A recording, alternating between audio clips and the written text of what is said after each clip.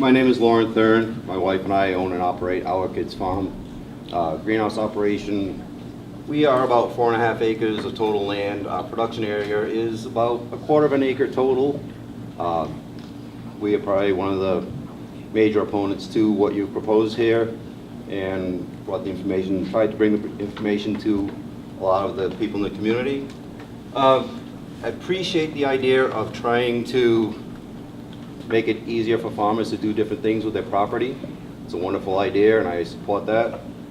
I also appreciate your withdrawing this, because as I read this ordinance, it is confusing at best, poorly written. Yeah. If the intent is what you keep stating it to be. As I've gone over the ordinance, say there's 21 different things that you're offering farmers to be able to do. As I went over those 21 things, I find 5 that would actually be new enterprises in my mind that are not already mentioned in zoning. A couple of different things that I would really like to have defined. Feeding and petting of animals. It's just put out there as feeding and petting of animals. I have horses. They're visible from the road.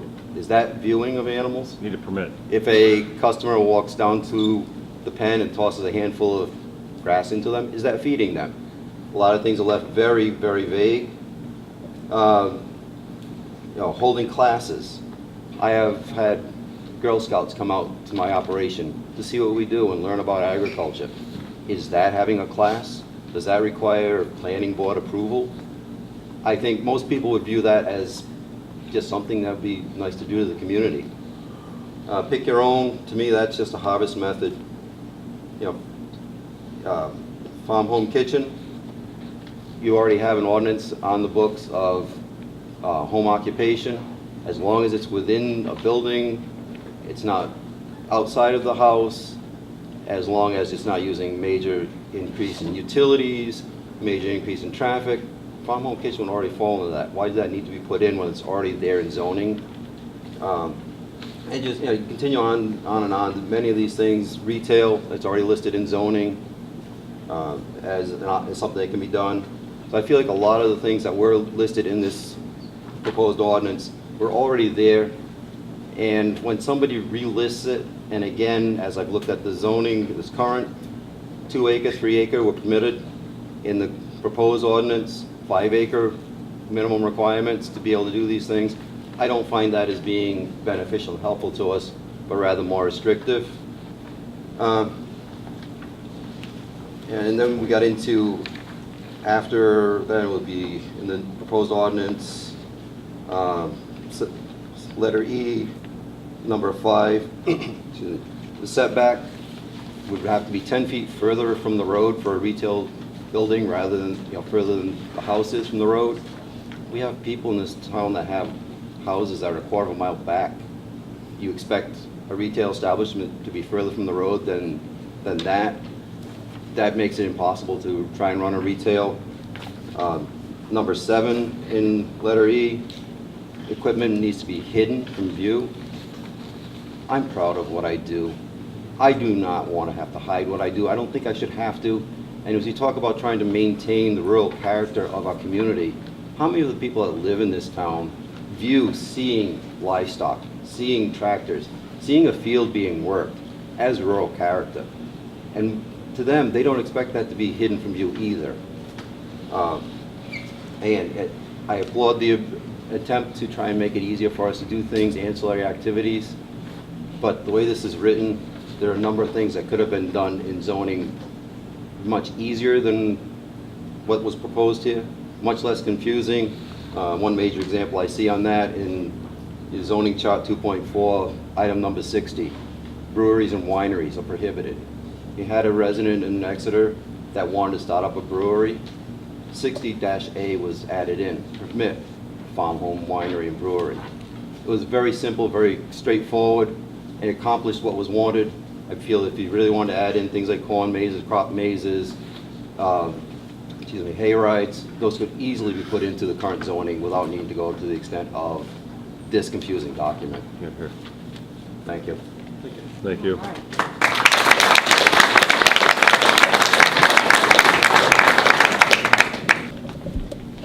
Peggy Quinn. I'm the Executive Director of Rhode Island Farm Bureau.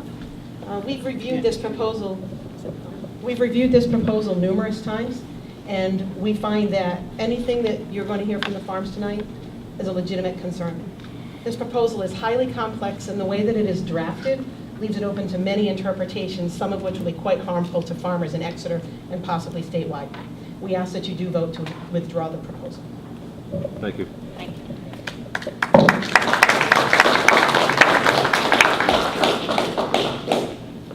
Next, I have Diane Allen.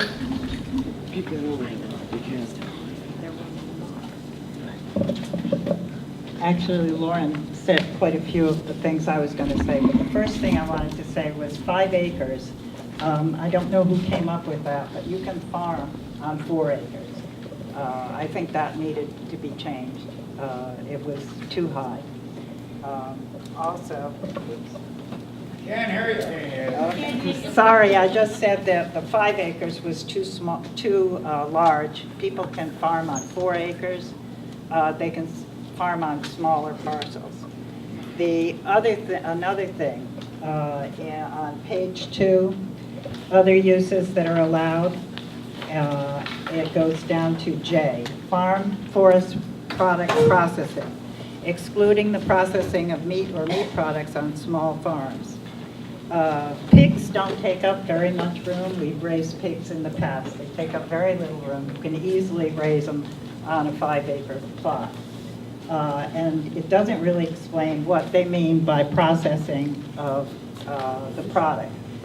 Generally, you have someone, or your husband, or whomever. We had someone, he doesn't like to kill animals, so we always hired somebody to kill them, and then they hang for a while, and then you cut them up.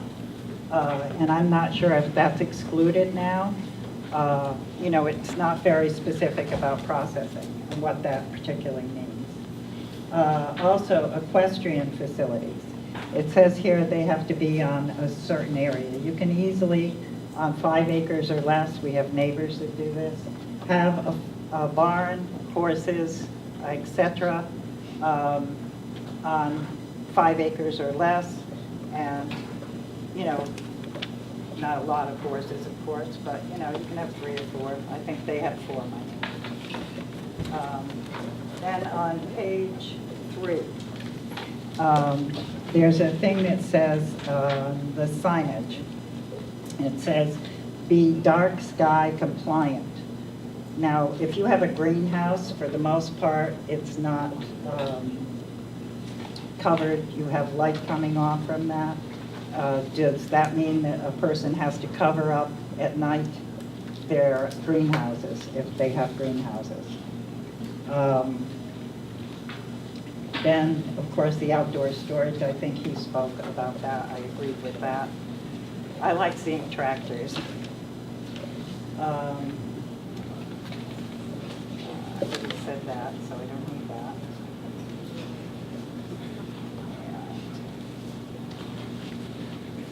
Oh, there was a lot of talk about having opaque fencing and all sorts of fencing on page 4 on screening, and I think that was pretty extensive. I mean, people like to see animals, they like to see barns. I do. That's why we moved here, isn't it? Also, he went over that. Some of these he went over, so I don't want to be repetitive. Oh, I didn't know, this was more, not so much for farmers, but for people who are wood cutters and stuff and skidders. And I don't know how big some of those skidders are. They're 20,000 pounds gross vehicle weight. But it said there shall be no parking of storage of vehicles with over 20,000 pounds. And I don't know how big a skidder is, if anyone knows, but I know woodcutters use skidders, and I don't object to seeing those either. And then on page 7, farm home food production. I think it's down there. I thought honey should be, I'm a beekeeper, so I do honey. I think honey and canned vegetables should have been added to that because there's a lot of other, you know, products coming off a farm. pretty much, Lauren went over most everything else. So. Thank you.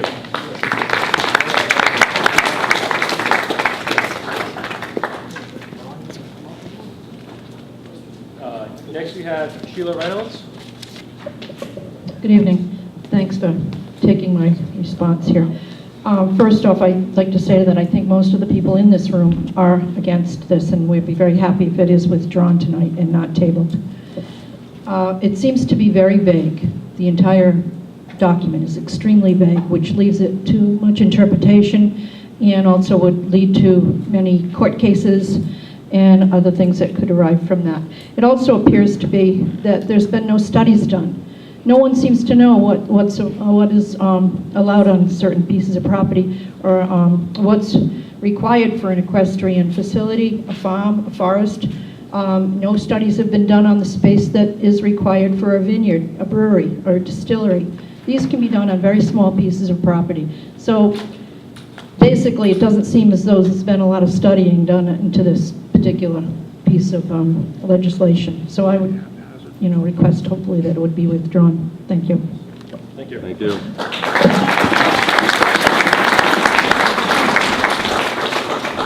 Jody Willis. I like tractors. Yeah. Thank you for getting rid of this. My name's Jody Willis, 1542 Tenrod Road, 20-year plus tax-paying resident here in Exeter. My wife and I currently own a farm where we have a 5-stall horse barn where we keep our horses and goats and other small farm animals. We built this stable right out of our dreams, pulled all the necessary permits, had all the codes, and complied with all inspections, got all my inspections. I'm a builder by trade. Apparently 6.7 or 8.7 acres isn't going to be enough to have horses anymore. So we might be grandfathered in. However, what this ordinance might do and could do is stomp out the current and future landowners of this town Correct. and other towns' dreams and plans to bring their beloved animals from retirement home, or, as this woman here said, I forgot your name, I didn't catch your name actually, Diane. provide food for herself and her family, which we also do, raise pigs, eat the chicken's eggs, okay? I don't milk my goats, they're my family pets. Also, we have a tax-paying resale license, which we supply shavings to a large number of farms in this area for a discounted non-box store price. The very first sentence of this proposal is contradicting in itself. The ordinance does not help keep the rural character. I believe it will deter and possibly push more people to lot developments because of strict ordinances. Now somebody comes up and tells me they have a plan. Well, guess what? I sat on that board 10 years ago when they came up with this idea for a center planning of Exeter. It went nowhere. I spent a lot of my hours here doing a board, pushing buttons. What do I buy? I don't buy my food in Exeter unless it's from a local farm stand. I don't buy my gas. I don't buy clothing. I don't buy anything practically in Exeter.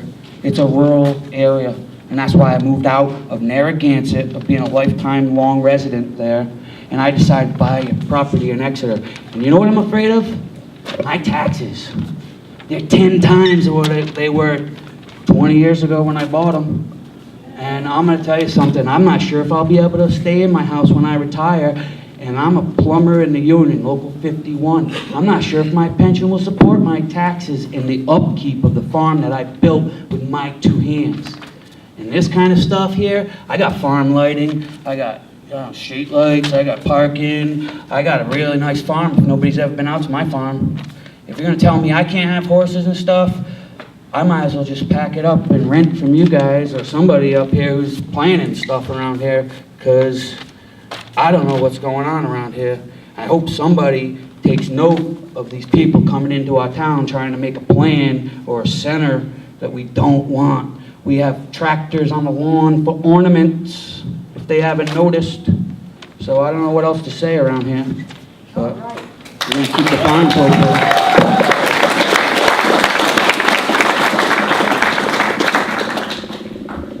Jennifer Willis. Good evening, everybody. It's going to be a tough act to follow, the counterpart. I agree with pretty much everybody so far that's spoken. Can't hear you. Okay. There we go. Sorry, I'm a nervous Nelly public speaker. I agree that this is poorly written and open to interpretation. In my opinion, a farm shouldn't be judged mainly by its size, but rather by what it produces, along with its overall contribution to the community.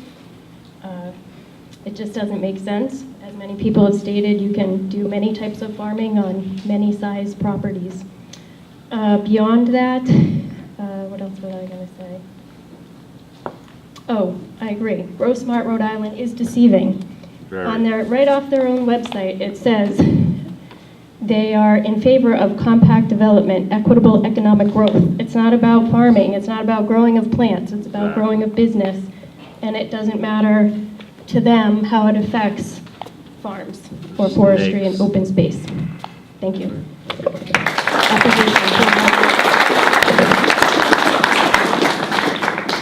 Jeremy Edwards. Hopefully everybody can hear me. I won't be as funny as him, but we're not East Greenwich. We're not Charleston. We're not Richmond. We're Exeter. It's a rural community. My wife and I grew up on Kingston Road behind the Seymours. They've always had a horse farm. I think it's what, 4 acres? 5, 6? There's no problem with horses on 6 acres. But what we hear around town is this is a wedding bill.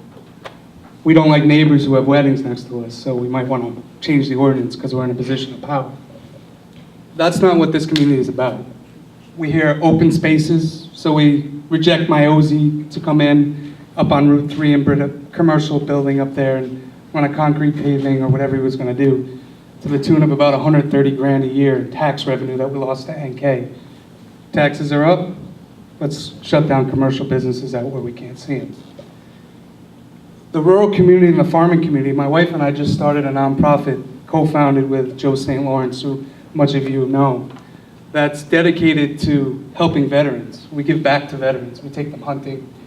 But the main goal of our property that we bought is we want to make a farm so that we can help with the therapy of not only veterans, but sick children that are overcoming something that they're not used to having. So we can provide an experience. We live on 190 Eskeek Hill Road with a big mess right now that all you can see is a small cape because my wife and I are picking rocks by hand and spending thousands of dollars cash so we don't go into debt so that we can bring this dream alive and share it with other people. We get a bill that I look here and it's a 6th draft. How many of you heard about the first 3, 4, 5? None, right? We conspire behind closed doors and then we bring it up. That's a good first step. That's what snakes do. Then we started and we had a meeting and we tabled it. And we were supposed to have an exploratory committee because what we found out, the farms that they consulted are giant conglomerates, Shartner's, Stamp. Last time I checked, Shartner's is trying to get out. And Stamp does their corns and their pumpkins in the front, but it really doesn't impact them whether you have 40 acres or 50 acres, they're too big. So how many of you, and that goes to you folks, and you, are farmers? How many of you run a business off your property? Do you know what micro farming is? We just left a couple that used to own our kids' farm, where we hunt. They were in Providence helping people with micro farms, community sharing, crop sharing, helping people. But you guys don't want us to be able to do that, but you want to put a 30-acre lot or plat in across from the town hall. We're not East Greenwich. It needs to stop. Calvin, you've been on too long, need to go. Kevin, I don't know you, but based on the last time, in the last meeting we saw, you need to work on your professionalism. At the end of the day, and what I want to convey is, we need communication and trust. If we can't trust you, if you can't communicate that you canceled the thing that you were supposed to do for an exploratory committee, I was the first email because we were going out of town. I was really concerned. We didn't get any email that it was canceled. It was never set up. It was supposed to be. It was never set up. It was I didn't do Please my keep it to the job. ordinance before. That's sir. part of the ordinance, bud. Okay. Right? You're gonna have an exploratory meeting to discuss the ordinance, isn't that part of it?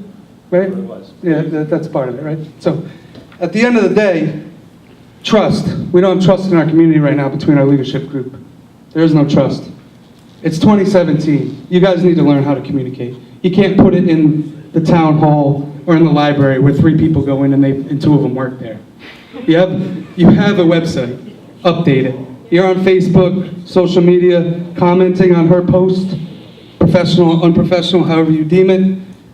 You guys know how to operate this. Communicate to your constituents. Where are the people that it impacts? Residential impact is the #1 thing.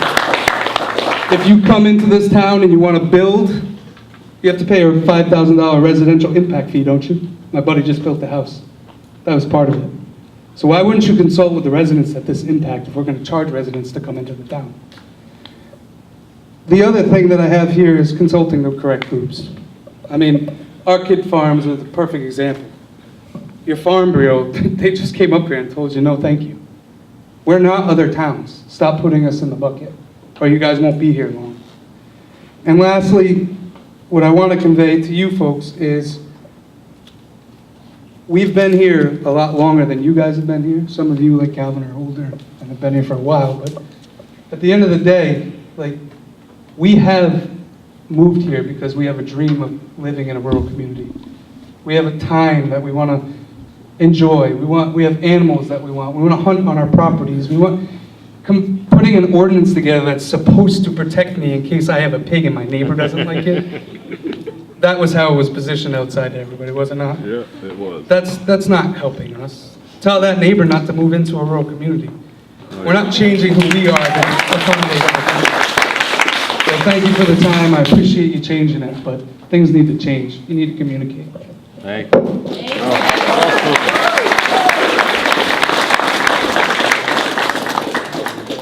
What is it? Last bill stamp. I wrote the Farm, Forest, and Open Space Act because before that, former Governor Mayor Dupree wanted to put a reciprocating tax in. And we wrote the Farm, Forest, and Open Space. I say we every time. I wrote the Farm, Forest, and Open Space Act. Anybody wants to say anything, I'll disprove them with all the evidence I have. I wrote the development rights. I got it passed because it was all these things were voluntary. This is not voluntary. What was proposed here is not voluntary. This is something that would slam it down your throat and you would have to go for a permit for breathing. Okay? This is not voluntary. That's right. The farm plate law, I wrote that. All the things that you have, you're looking at the person that wrote every single one but one.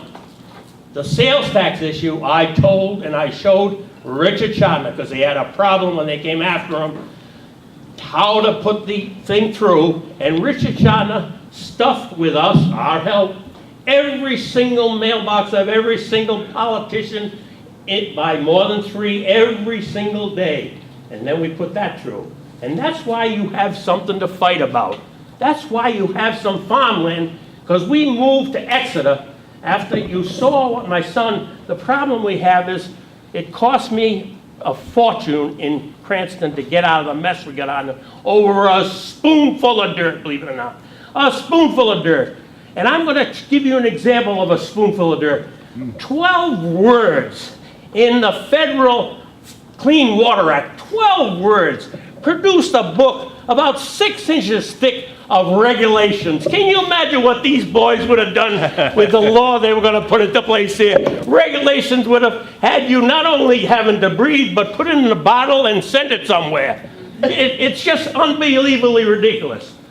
These fellas, if they voted for this, they would have been successful in one way. Bill Stamp farms in North Kingston, Cranston, Exeter, and Richmond. You close down Exeter, North Kingston closes down because you've lost the amount of land I have to produce corn. Guess what? You want again another one, close another farm down in Richmond. You ought to be very happy about what you're trying to do. This man maybe did it, or this person, I don't know which one's trying to do it, but you can't do it that way by putting a bullet in somebody's head or putting a hammer over. For crying out loud, I fought every single government agency in the country to stay in farming. You see the pain it's caused because my son is You know, we're still stuck in farming. It costs us a fortune to stay in farming. I'm not gonna fight another government agency. You put anything like this in place in Exeter again, I'm gone instantly. So get that in your pipe and smoke it. Thank you, Bill.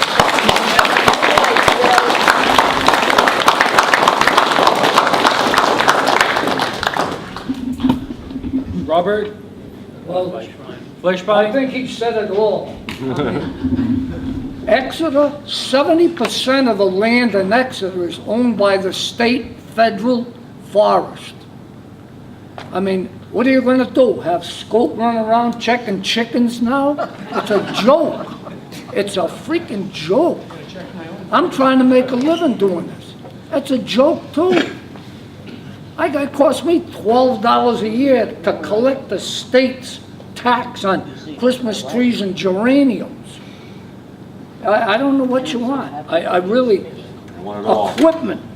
You can't have animals. I keep my my sheep and shit up by South Road. What do I gotta do with them now? It's a joke. I'm sorry. I can't buy any of it.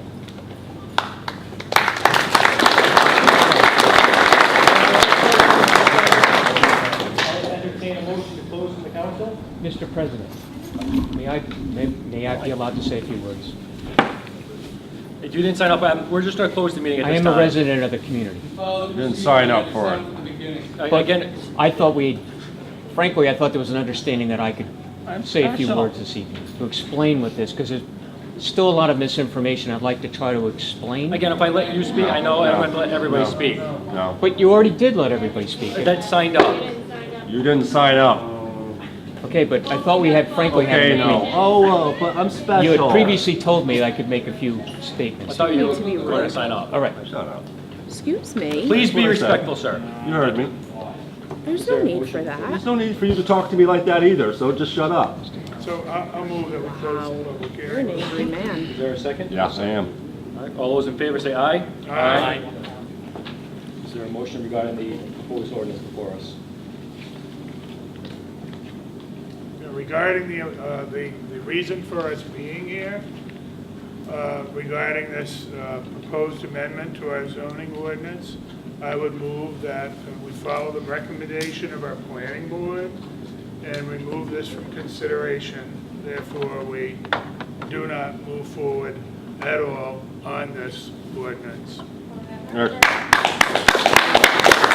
a second on the table?